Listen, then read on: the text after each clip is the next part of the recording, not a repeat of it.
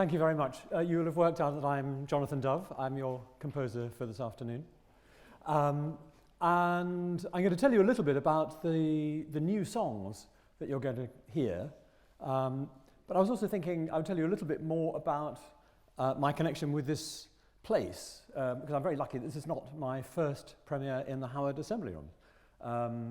Although the last one was a while back, 2009, a chamber opera called Swan Hunter. And 2 years before that, 2007, The Adventures of Pinocchio in the Grand Theatre. But actually that wasn't my first adventure with Opera North, which has been very important to me over actually throughout my working life. In my 20s, I was playing the piano for opera rehearsals and doing what's generally called outreach work of various kinds. And I remember coming up here in the mid-80s. I can remember never having been quite so cold in my life as I was at Leeds. And working on getting groups of children to make up their own opera in a week and perform it based on The Love for Three Oranges, which was in production here at the time. And then a really crucial event for me was in the end, in 1987, 88, Opera North mounted a community opera production of West Side Story in, you probably know Salts Mill, a disused cotton mill in Saltaire near Bradford. Again, I think we were staying in Leeds, and it was freezing. It was I have a connection with Leeds in winter. But the extraordinary thing about this was seeing a community opera, something I'd never heard of, and that didn't. Well, if you've seen Noah's Flood, actually, that is a community opera. That's the kind of the classic community opera, enormously influential in all kinds of ways. But in West Side Story, I was seeing a whole new kind of thing, which was an opera that happened not in an opera house, and it wasn't highly trained singers. It was anyone who wanted to be in it could be in it. And my job was to orchestrate it for whoever wanted to come and play. And the event was amazing, and just being in it, at the end of the show, I think the audience couldn't tell if they felt that they had been performing, because it was a promenade event. Everyone was sort of just swept along by the performance. And that just opened a door for me in my mind, in a way, thinking about what opera can be and how it doesn't have to be in an opera house, it doesn't have to be all the things that we used to think it was. And that led me to writing a series of community operas for Glyndebourne, after which they invited me to write an opera for the main stage, which was an opera called Flight, which for me was a sort of life-changing experience, but it wouldn't have happened without this crucial thing that happened through Opera North. So there's enormous gratitude to this institution. But it's also by way of introducing, I was thinking you might be wondering, something like, well, where do songs come from? Why do you write songs in general, and why these particular songs? And I thought, as a way of kind of taking a run-up to that question, just there's, I suppose, my rather hands-on approach to music making that I spent a lot of time playing rather than writing music in my 20s, and it was only I was really nearly 30 by the time I actually managed to produce a piece that I thought, yes, this is the music that I want to hear. So as a composer, I was a very late starter, but all of that time in the 20s when I was playing for opera rehearsals, meeting singers, that was very formative. And I would play it was actually the first operas I played for rehearsals of were Handel operas, and James Bowman was one of the singers. So I got to work with extraordinary artists, and so I don't often end up writing things for singers that I met through that kind of work. Some of it was less conventional. A stage manager for the Handel Opera Company got involved with something called spaghetti opera, which involved singers in a restaurant, and I became one of the accompanists. And so I spent many evenings playing famous bits of opera. You'd perform for about a quarter of an hour and then eat and drink. and sometimes drink a little too much. But so the performances got more reckless as the evening went on. But that introduced me to a lot of repertoire, and that then led to another restaurant, which was English song. And although these are often, it might be bits of salad days or Gershwin songs, but it was the experience of working with singers and singing the same repertoire many times. I felt that I developed as a pianist, as an accompanist, and it gave me a feeling for how singers breathe, and so all of these things were kind of getting inside song. In a way, what I do as a composer is I'm singing through other people. So if I were a better singer, I might sing and play all of these songs for you. I can make the notes. It's just no one would ever pay to hear me sing. So it's but fortunately, because we can write things down, I can hand my songs over to others. And so there's an impulse just to sing, and this impulse is fed obviously by encountering exciting words. But then there's also the impulse to create something for amazing singers. And a lot of the songs I've written over the years have been for singers that I know. I think among the first, Nuala Willis, for example, who sang The Older Woman in Flight. In fact, she created 6 or 7 opera roles for me over a number of years.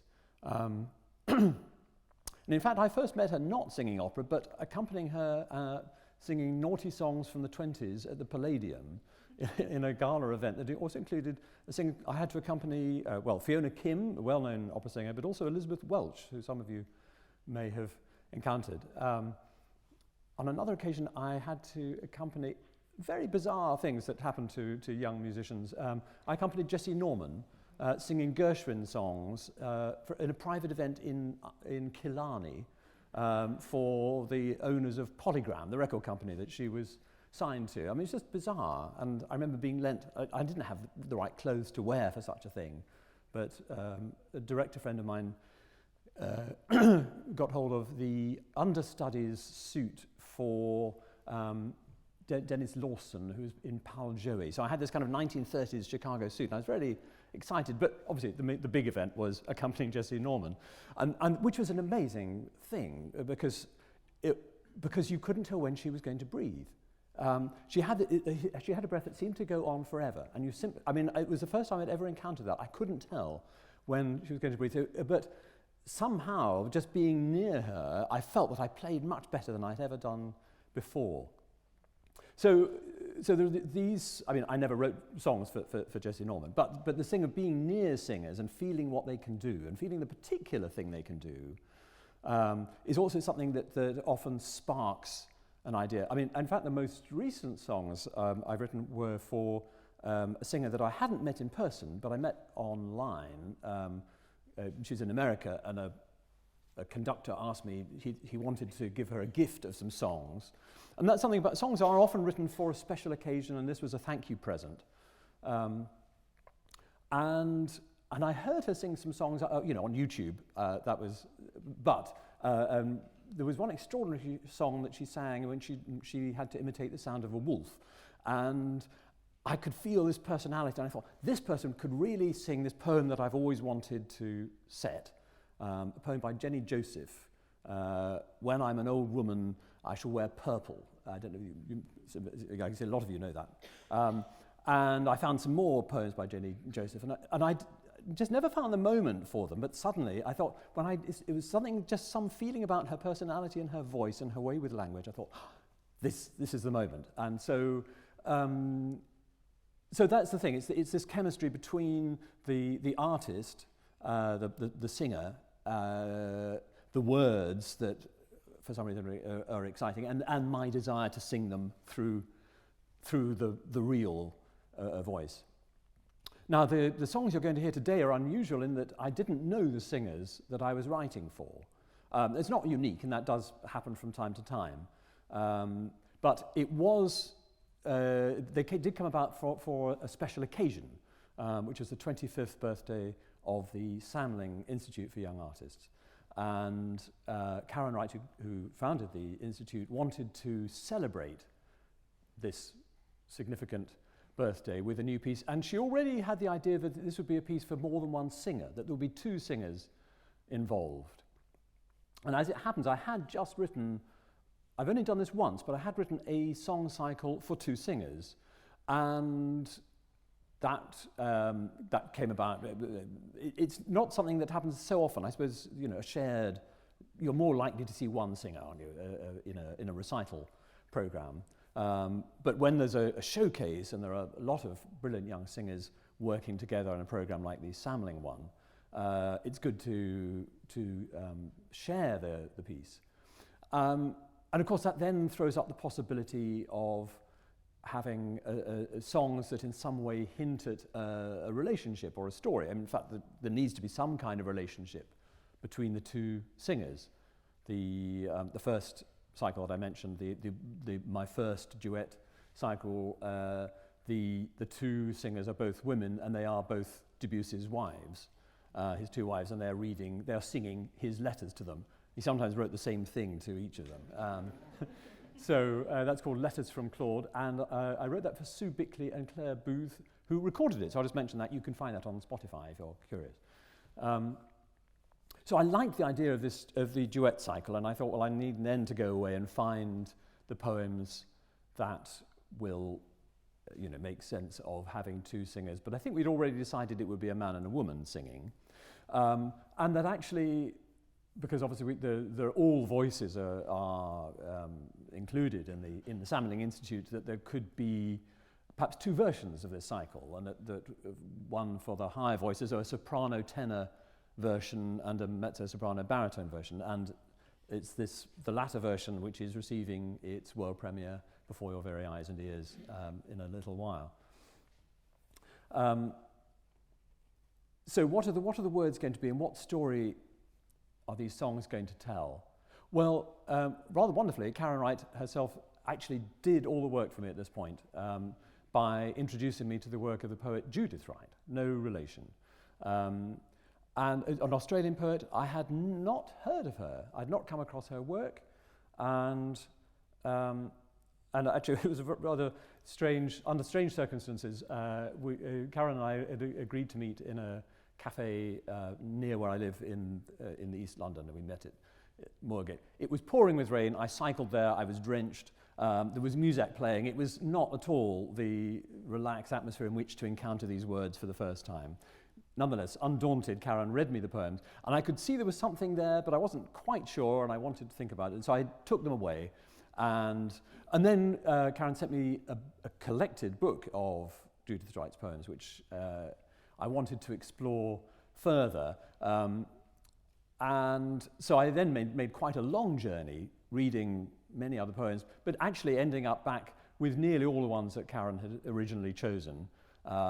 And one more. But I had to make that journey for myself to discover what these poems were trying to say to me, and also to find out, did I want to sing them? Could I sing them? I wanted to sing them straight away because there's something very direct and singable about her way with words.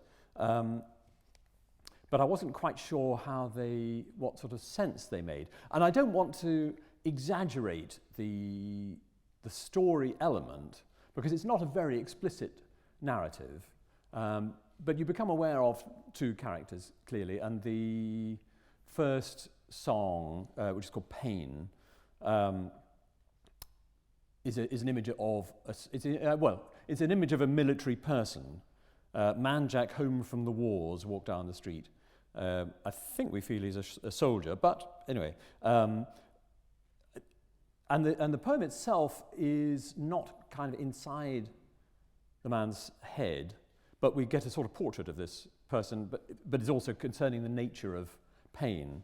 But that leads neatly into the second song, so that first song is a man's song, the second song, the woman's song in a wine bar, which toss up your spinning silver, wild boy, my sailor, and we'll dance till time is done. So you're thinking, well, that's already exciting. There's a dance going on, and I wonder what that's going to sound like, and what's the rhythm of the dance. So a story starting to emerge, and you see how there's an encounter. A military person, the woman in the wine bar, fill the lit street full of wine as hot as a lover, and we will go on dancing till Saturday night is over. So I think that's not a very, it's not an ordinary sort of concert hall song. It's kind of taking us out of the concert hall into the world, which I like very much. It doesn't feel, it's not too polite. You're feeling like, oh, there's a lot of life being lived here in these words. Then there's a song for the man. When cries aloud the bird of night, then I am quiet on your breast. So this is more like a love song. And straight away, the bird of night, you're thinking, oh, what does that sound like? And we're hearing, I imagined all kinds of bird calls, and I imagined quite elaborate bird song, but eventually, gradually, ideas often have to simplify to enable the real storytelling to happen. So the bird song is just a couple of notes, which then become the accompaniment for the whole song. And then there's the first duet song. So there are 3 solo songs, and then a duet song, one more solo song, and then a final duet. Standing here in the night, we are turned to a great tree, every leaf a star, its root eternity. And there are quite a lot of Judith Wright's poems have strong nature imagery. And here it's interesting. I mean, something I found with all of these songs, that a musical idea would immediately come. It was, they were poems that really seemed to me to want to be sung. But the first ideas I had were never right. They never seemed to be enough, or to tell the story well enough. And I thought it's an unusual feeling, because sometimes things, songs come out very, very quickly and easily. I felt there was a feeling of digging down and digging deeper always, and that the poems themselves sometimes look kind of simple on the surface, but actually there's a lot to them. They're very substantial, and so it's not possible, it seems, to do very simple or obvious things, that those won't take you through the poem. So that was so I found that in a way it was in a nice way it was challenging. I thought, this is making me work harder, but also to look for sounds that I haven't made before. So this feels like it's taking me somewhere new. So this is something that I particularly appreciate about these poems. Then there's another solo for the woman. Oh, move in me, my darling, for now the sun must rise. And for a moment you think, well, is that a love song? But after a while you realise that no, this is a song to her unborn child, and imagining what's coming. None but I shall know you as none but I have known, yet there's a death and a maiden who wait for you alone. So move in me, my darling, whose debt I cannot pay. Pain and the dark must claim you, and passion and the day. So, like all of the songs, it goes further in a way than you maybe expect when it starts off. Someone is imagining a whole life that she's bringing into the world.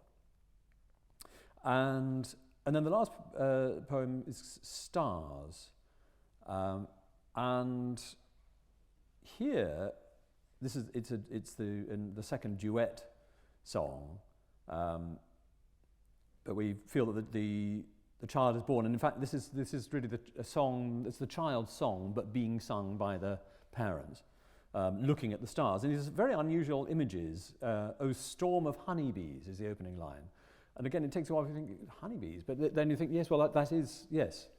And perhaps more in Australia than in Leeds, maybe. I don't know.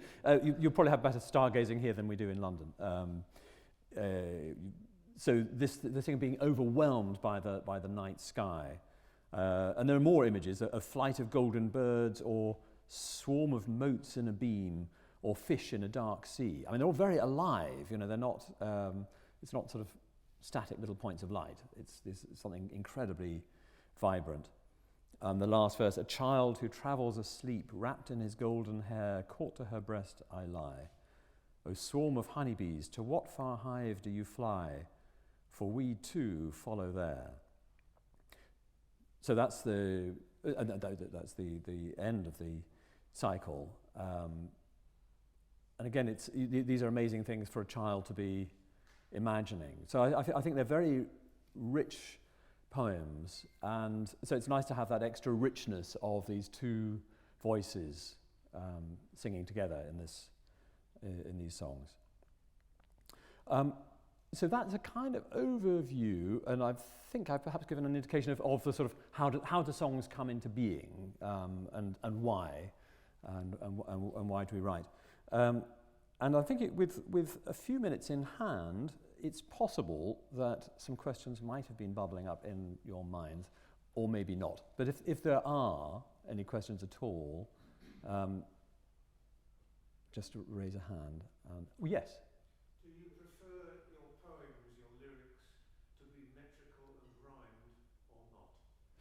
A very good question, and the answer is yes. Actually, I do prefer metrical and rhymed on the whole. Having said that, the most recent poems I've just mentioned, When I'm an Old Woman, I Will Wear Purple, that's not, I think, rhymed. That feels quite free. So it does depend. There is something. I mean, obviously, if lyrics have already got a certain musicality and of rhythm, perhaps it's laziness on my part. It's already done some of my work. It suggests things. Although sometimes there's a strong rhythm, and you feel, and this sometimes happens with my collaborators writing operas. I feel like I can imagine the rhythm that they're thinking, and it's a rather dull rhythm, which I wish they hadn't thought. But I think there's a way of doing it, and maybe spinning it so that although they're hearing a dum-diddy-dum, I can stretch it and make it something that delights me more and is more playful. I mean, in operas, nowadays it's unusual, but not unheard of for things to rhyme. And indeed, I've just written my first opera in German, and most of that is in rhyme. I think I said it wasn't a bad idea to rhyme. I wasn't expecting the entire thing to be completely in rhyme. That's how it came out. And in a long text, having rhyme can be problematic because sometimes there's a line that's only really there to set up the rhyme. And so you end up, for dramatic purposes, it's not so good because you've got lines that don't really need to be there, and you end up with having to cut some lines, and then you have a little orphan line that doesn't rhyme with anything anymore. But I certainly, I've never, I don't think I have actually set any Auden. I set one Charles Causley, but those are thinking of modern poets, or James Fenton, for example. Also, I haven't set yet, but poets who write quite formally, as you're describing, with rhyme and meter. I guess I'm also, I do often respond very emotionally to poems, and that's what makes me want to sing them. And a choral song cycle that's one of my most performed pieces, it's called The Passing of the Year. I remember really just selecting, I started out simply looking for poems that moved me, and eventually realised that I had assembled things which were starting to tell the story of the year, and that I could find more pieces to fill in there. But it was actually poems that would bring tears to my eyes, and I sort of think that if I am moved by something, it'll find its way into the music somehow. I don't exactly know how, but if I'm moved by poems, there's a chance then that will be in the music, and that will then speak to the listeners. I think I may be starting to ramble. Any other? Yes? I was wondering, is there a fundamental